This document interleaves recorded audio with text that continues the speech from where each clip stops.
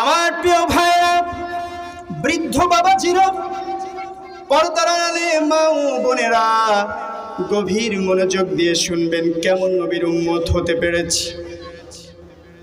যেই নবীর জন্যে গাছে পাগল, মাছে পাগল, এমনকি জঙ্গলের পশু পাখিরাও পাগল। বলেন সুবহানাল্লাহ। বিশ্ব নবী শুধু কি মানুষের নবী? কথা বলেন। শুধু মানুষের নবী নন, শুধুমাত্র ফেরেশতাদের জন্য নবী নন, শুধুমাত্র জিনদের জন্য নবী নন।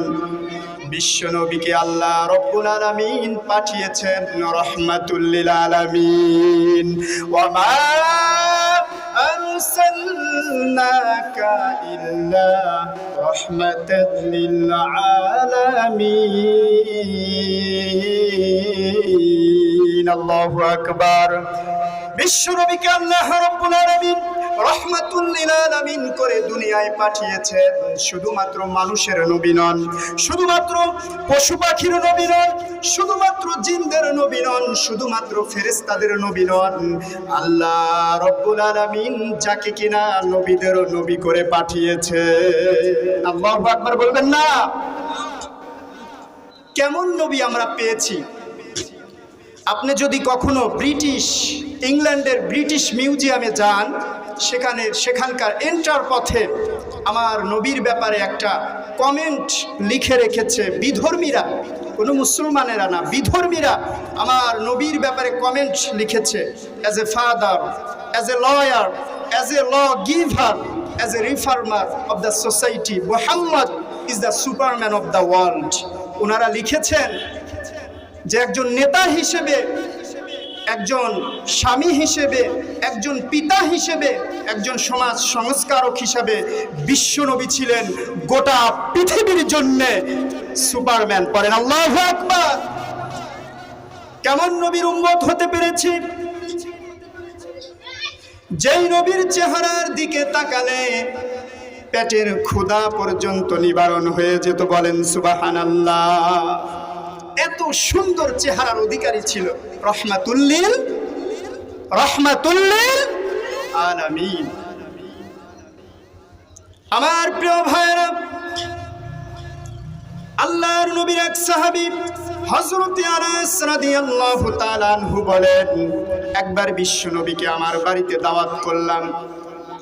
নবীজি সাল্লাল্লাহু আলাইহি সাল্লাম রাত্রিবেলায় খাবার খাওয়ার পরে আমার বাড়ির উঠোনের মধ্যে বের হলো।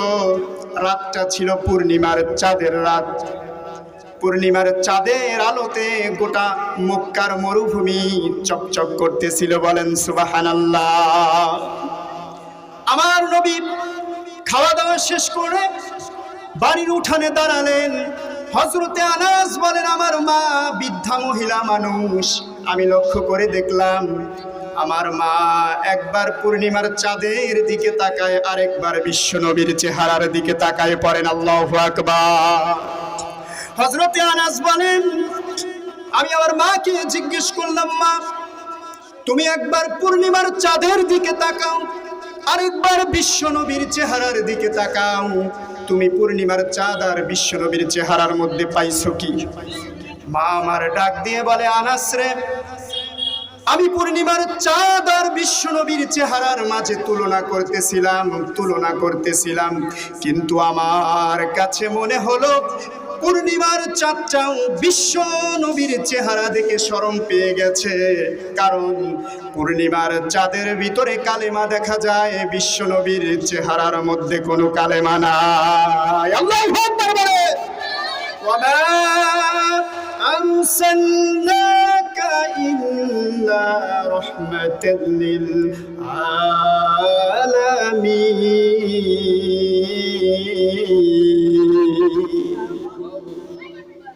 বিশ্ব নবীর চেহারায় তিনি ছিলেন চাঁদের চেয়েও সুন্দর। সুবহানাল্লাহ পড়েন। চাঁদের চেয়ে সুন্দর তুমি নবী আমার কামলিওয়ালা, দো জাহানের বাদশাহ তুমি, প্যারা নবী সাল্লাল্লাহু আলা, সবাই পড়েন, চাঁদের চেয়ে সুন্দর তুমি, নবী আমার কামলিওয়ালা। দো জাহানের বাদশাহ তুমি, প্যারা নবী সাল্লাল্লাহু আলা। মারহাবা। আমার নবী চাঁদের চাইতে সুন্দর, ঠিক কিনা? আমার প্রিয় ভাইরা, বৃদ্ধ বাবাজিরা, পর্দার আড়ালে মা ও বোনেরা, গভীর মনোযোগ দিয়ে শুনবেন। কেমন নবীর উম্মত করে আল্লাহ রাব্বুল আলামিন আমাকে আপনাকে দুনিয়ায় পাঠিয়েছেন। অনেকে বলে হযরত ইউসুফ আলাইহিস সালাম নাকি সবচাইতে বেশি সুন্দর, কথাটা ঠিক, কিন্তু আমার নবীর চাইতে সুন্দর নাকি? কথা বলেন। আমার নবীর চাইতে সুন্দর না? আম্মা জান আয়েশা রাদিয়াল্লাহু তাআলা আনহা বলেন, মিশরের যেই সমস্ত সুন্দরী তরুণীরা, যুবতীরা হযরত ইউসুফ আলাইহিস সালাতু ওয়াস সালামের চেহারা দেখে ফল কাটতে গিয়ে তারা তাদের হাতের আঙ্গুল কেটে ফেলেছিল, ওই সমস্ত মিশরের সুন্দরীরা, তরুণীরা, যুবতীরা যদি আমার বিশ্বনবীর চেহারাটা একবার দেখতো, ওই মিশরের সুন্দরীরা হাতের আঙ্গুলের বদলে নিজের কলিজাটা কেটে টুকরো করে দিতে পারেন। আল্লাহু আকবার।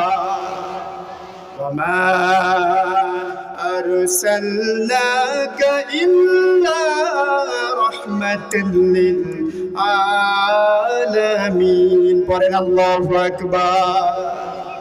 চিন্তা করছেন কেমন নবীর উম্মত আল্লাহ আমারে বানাইছে? বিশ্ব নবীর উম্মত হতে পেরে খুশি না বেজার? কথা বলেন। তো ওই নবীর আদর্শ আমাদেরকে লালন করার দরকার আছে না নাই? কথা বলেন। বিশ্ব নবীর আদর্শই একমাত্র আমাদেরকে মুক্তি দিতে পারে, আমাদেরকে শান্তি দিতে পারে। আসমানের নিচে জমিনের উপরে কোনো মতবাদ শান্তি দিতে পারে না, ঠিক কিনা? কোনো মতবাদ মুক্তি দিতে পারে না,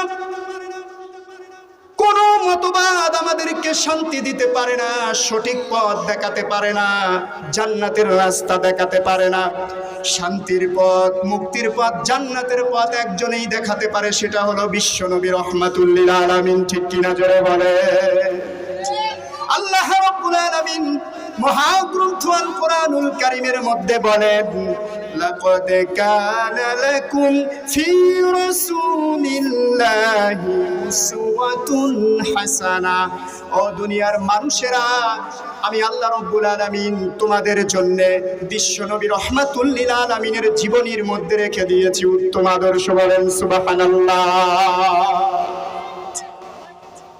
এজন্য ওই বিশ্বনবীর জীবনী থেকে আমাদের শিক্ষা নেওয়ার দরকার আছে না নাই? কথা বলেন। বিশ্বনবীর বায়োগ্রাফি, দ্য প্রফেট মুহাম্মদ সাল্লাল্লাহু আলাইহি ওয়াসাল্লাম, আপনি যদি বিশ্বনবীর জীবনী অধ্যয়ন করেন, আপনার জীবনের সমস্ত সমস্যার সমাধান পেয়ে যাবেন। আল্লাহু আকবার বলেন।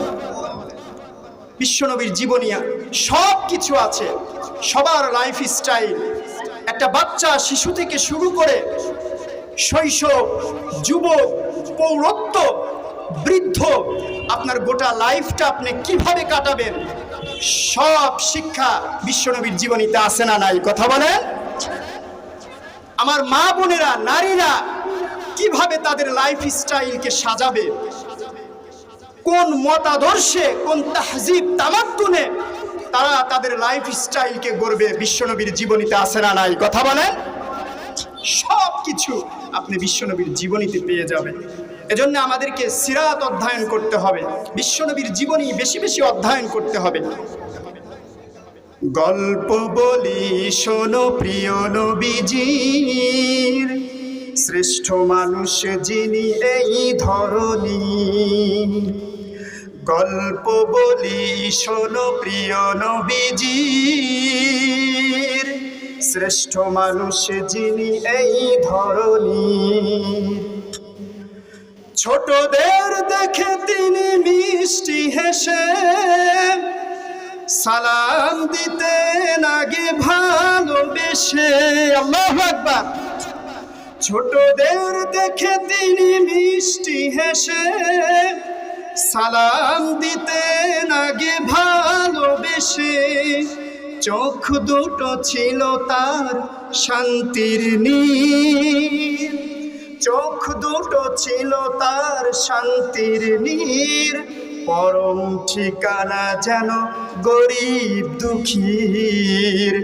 গল্প বলি শোনো প্রিয় নবীজির, শ্রেষ্ঠ মানুষ যিনি এই ধরনীর। আল্লাহু আকবার বলেন। এজন্য বিশ্বনবীর জীবনী আমরা বেশি বেশি অধ্যয়ন করব, বিশ্বনবীর আদর্শে আমাদের জীবনকে আমরা আদর্শিত করব। আমরা রাজি আছি? কে কে রাজি আছেন দুইটা হাত আল্লাহরে দেখায়া দেন। লিল্লাহি তাকবীর, লিল্লাহি তাকবীর। আল্লাহ তুমি কবুল করে নাও, করে না আমিন।